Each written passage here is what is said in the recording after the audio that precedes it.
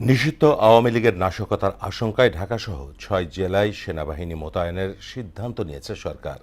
বেসামরিক প্রশাসনকে সামরিক সহায়তার আওতায় ৩০ জুন পর্যন্ত মাঠে থাকবে সেনা সদস্যরা।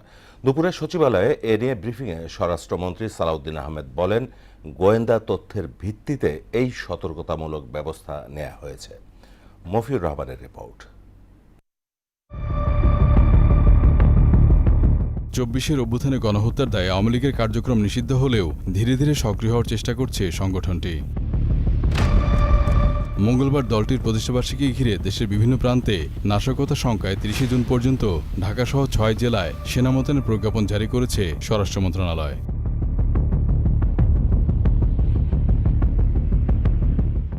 এ নিয়ে সচিবালয় স্বরাষ্ট্রমন্ত্রী সালাউদ্দিন আহমেদ বলেন, কার্যক্রম নিষিদ্ধ আওয়ামী লীগের তৎপরতা লক্ষ্য করায় দেশে গোয়েন্দা তথ্যের ভিত্তিতে ৬ জেলায় সেনা মোতায়েন করেছে সরকার।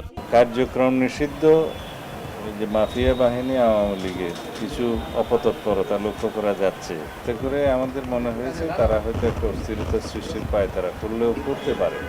আজকে থেকে ৩০ তারিখ পর্যন্ত আমাদের সেনা সদস্যদেরকে আবার ইনএইড টু সিভিল পাওয়ার ডিপ্লয় করেছি, যাতে যে কোনো রকমের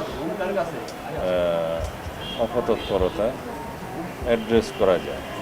আগের তুলনায় এখন আইনশৃঙ্খলা পরিস্থিতি নিয়ন্ত্রণে আছে দাবি করে তিনি বলেন, সরকার নাশকতার বিরুদ্ধে তৎপর থাকবে।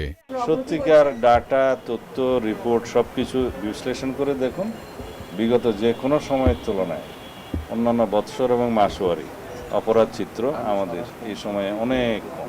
এই সময় দেশে আইনশৃঙ্খলা পরিস্থিতি অবনতি নিয়ে ১১ দলীয় জোটের সমাবেশকে বিরোধী দলের গণতান্ত্রিক অধিকার হিসেবে আখ্যা দেন স্বরাষ্ট্রমন্ত্রী।